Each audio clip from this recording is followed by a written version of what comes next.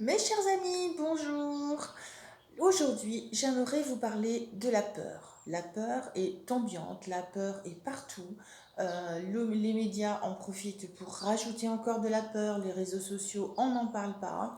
Mais j'aimerais déjà que nous revenons à ces peurs et aujourd'hui, j'aimerais vous transmettre un petit exercice qui est très simple et qui va vous permettre de tenter de les calmer, au moins le plus possible. Donc tous, bien sûr, autant que nous sommes, nous avons des peurs et une succession de peurs qui se rajoutent les unes sur les autres.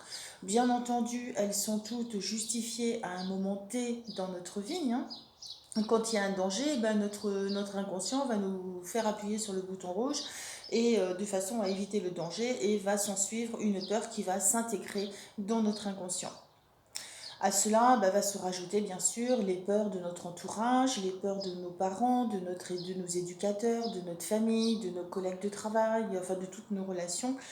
Tout le monde a ses peurs et on peut se les transmettre mutuellement et si on ne fait pas attention, elles vont effectivement se justifier avec la loi de l'attraction, elles vont pouvoir revenir et s'intensifier au fur et à mesure. Donc à la finale, au fil du temps, on va en a rajouter, et on peut arriver même, dans certains cas, jusqu'à des phobies, jusqu'à de la panique, etc.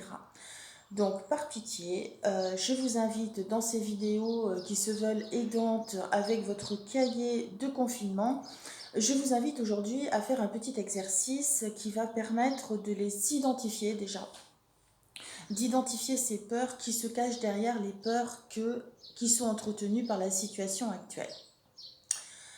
Je vais prendre un exemple que j'ai vécu il y a 4 ans, ouais, il y a 4 ans tout pile poil, puisque c'était en mars 2015.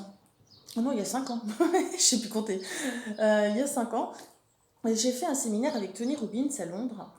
Et l'objectif étant bien sûr de dépasser ses peurs et de oser marcher sur le feu. Quand on regarde comme ça, on se dit mais c'est complètement n'importe quoi, c'est pas possible. Et puis en fait, si, on a toutes les capacités pour le faire. Et je me souviens d'un exemple qu'il a pris. Il a choisi dans l'assemblée une personne qui était la plus costaud possible, vraiment le bon rugbyman, bien planté, bien grand, bien costaud, etc., avec beaucoup de force. Il l'a fait monter sur scène et il lui a demandé de s'accrocher à son bras pour signifier la peur. Donc il lui a demandé vraiment de s'accrocher intensément et puis lui il résistait, l'autre s'accrochait, etc. Et à la finale, il a décidé de lâcher. Il lui a demandé de lâcher. Et tous les deux, ils ont dansé. Alors, peut-être que vous ne voyez pas le contexte, qu'est-ce qu'elle raconte, je ne vois pas le lien avec la peur. En fait, si. Le lien avec la peur, c'est que plus on va s'accrocher à cette peur, plus on va l'entretenir, plus on va la nourrir, et plus elle va rester, elle va s'intensifier, et elle va vraiment vous pourrir la vie au bout d'un moment. Alors effectivement, des peurs, elles sont justifiées à certains moments, mais on n'est pas obligé de les emmagasiner, on n'est pas obligé de les conserver, on n'est pas obligé de les entretenir.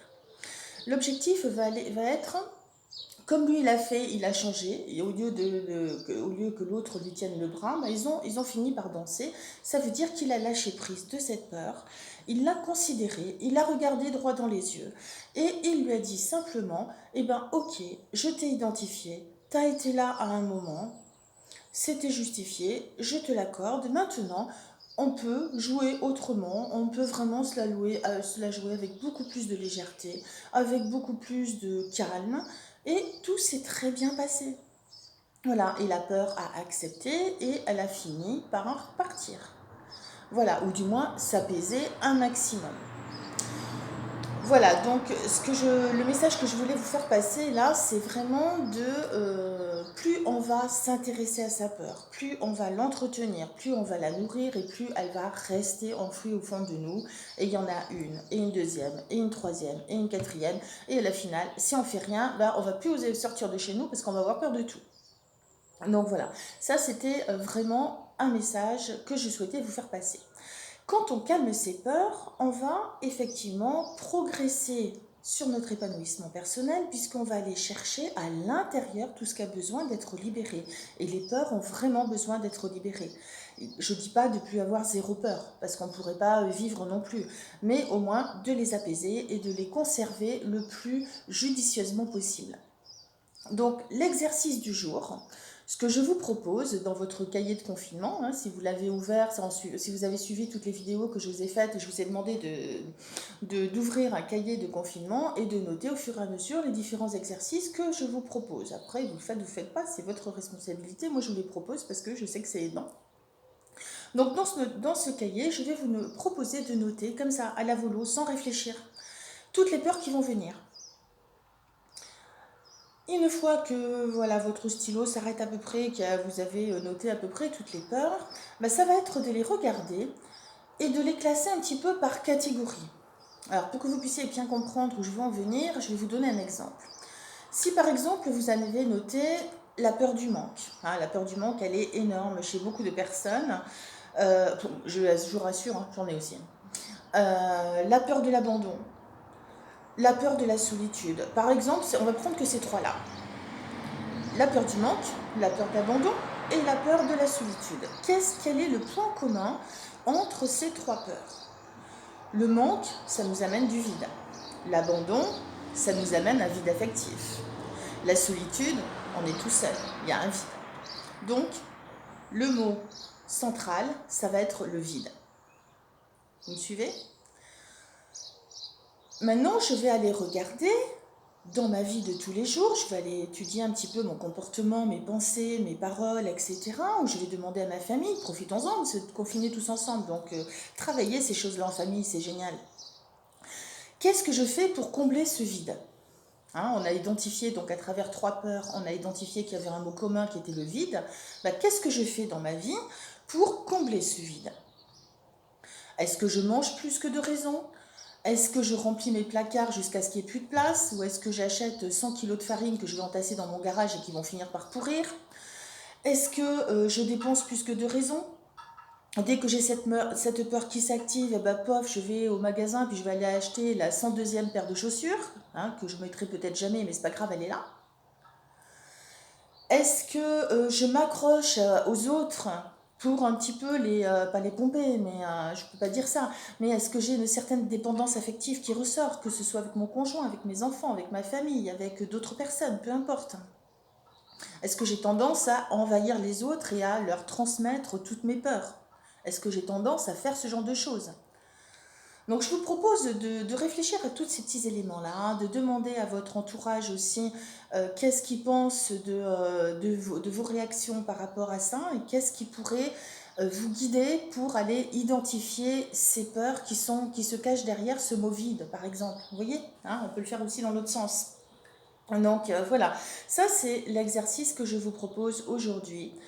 La peur, il convient déjà, ça c'est un petit récap que je vous fais, de l'accepter, de l'identifier déjà, de pouvoir l'accepter, de voir en quelles circonstances elles vont se réveiller.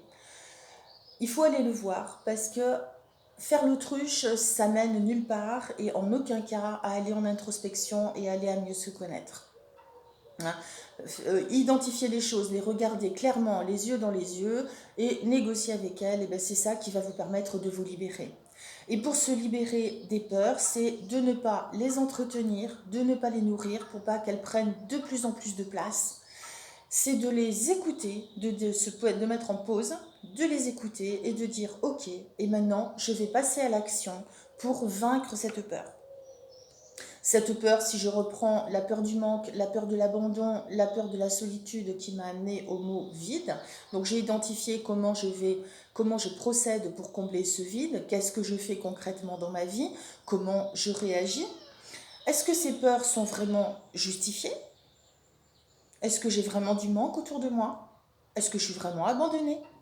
Est-ce que je suis vraiment seule? Pas sûr. Même si vous vivez seule, hein, c'est pas pour ça que vous êtes seule. On a quand même des moyens de communication, donc n'hésitez pas à interroger aussi vos amis, votre famille, par téléphone, par Skype, par Messenger, tout ce qu'on veut, tous les moyens de communication que nous avons la chance d'avoir en cette période, même si elle n'est pas simple, mais elle est quand même relativement propice à la remise en question, à l'introspection et à tout poser à plat. Voilà, et maintenant, comment vous allez pouvoir passer à l'action? Qu'est-ce que vous allez pouvoir mettre en place pour pouvoir apaiser ces peurs? Voilà, j'espère que cette vidéo vous est utile.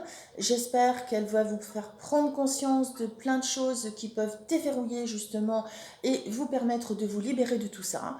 Et je vous donne rendez-vous dans la prochaine vidéo. Je vous souhaite une très belle journée, mes amis. Prenez soin de vous et à demain.